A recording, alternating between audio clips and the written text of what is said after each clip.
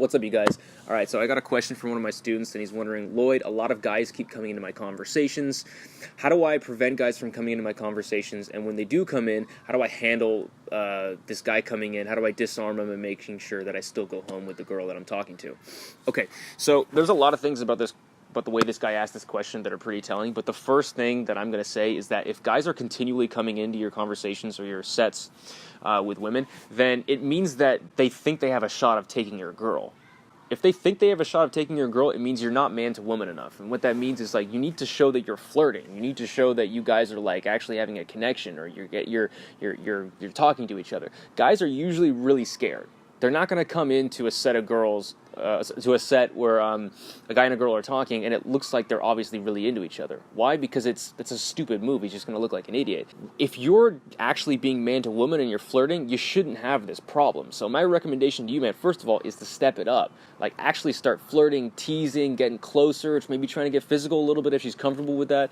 That's how you want to prevent guys from coming in the first place. And like I said, even if a drunk idiot or douchebag just kind of wants to come in and hate or something like that, which definitely happens to me, be nice and kind, but don't be like inviting him into the conversation. So you want to be nice and friendly, but you don't want to pay too much attention to him. So kind of just like let him go to the side. And if you show that even though this guy is obviously being rude by interrupting you and coming into your conversations, if you show that level of kindness and security within yourself, that's going to show volumes for the woman.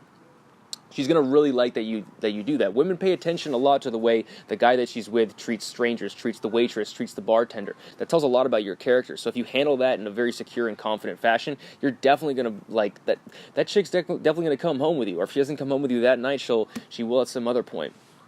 So don't get flustered. Don't be like, hey, man, like, what's going on? Like, we're having a conversation here. Because if you start doing that, that shows that you're really, really insecure, and you're probably going to lose the girl if that's how you react. Like, you got to remember, the example that I gave in the last video was in mixed sets, which is like, think about Brad Pitt. Is Brad Pitt going to get flustered if a guy comes up and starts talking to his girl? No, he's Brad Pitt. He's probably going to laugh and think, all right, man, like, take your best shot. And that's kind of how I am when a guy's coming up, which it usually doesn't happen. But if it does, I'm like, hey, man, what's going on? And, like, I'm usually kind of amused by it because I kind of want to see what happens. So I think that would be the mentality to have. Now, obviously, if they start talking for a little bit too long, like a girl's being a little bit too flirtatious, then just come in and kind of take charge of the conversation, but don't do it in a douchey fashion. So just say in a very commanding voice, like, so anyways, I was saying, and then keep talking about that. Clue them in a little bit, but again, you want to pay attention to the people that you like. And if you like the girl, make sure you're paying attention to her way more than you're paying attention to this random dude or whoever who just walked in. So the first thing that I'm trying to do is I'm trying to have fun with the people around me. I'm trying to, like, have a good time with the people that are there. And if you're out there trying to, like, one-up other guys, you're out there trying to, like, disarm other guys and, like, make yourself into the winner, then you really got to ask where you're coming from, because that's coming from a place of extreme insecurity, and that is not a good tactic for making friends or for, getting the girls that you want in your life. People don't like to be around those types of people, or if they do, they're only going to be around them for a very short period of time. All right, so I actually have a story about this. When I was out one time, this is a while ago, I was with a girl, we were at some after party. I was pretty sure she was going to come home with me, and this guy kept continually coming up and talking to us. And, at first I just kind of let it happen, but he was just talking too long. It was very clear that my girl kind of didn't want to talk to him anymore, but she's too nice, she's not going to say anything. So I just came in and said, hey, man, it was cool meeting you, I'll talk to you later. Shook his hand, and then we kind of walked to a new area. Anyway, 15 minutes go past, see him again. This happens for a little bit, I do the same thing, okay? Hey, man, it was good meeting you, I'll talk to you later. Went somewhere else. This happens a third time. By the third time, I was getting real irritated. This guy was, like, being this fucking annoying and stepping over the line, so I just kind of, like, grabbed the girl, and I was like, see ya, dude. Like, this is getting too much, and then I walked away to the dance floor.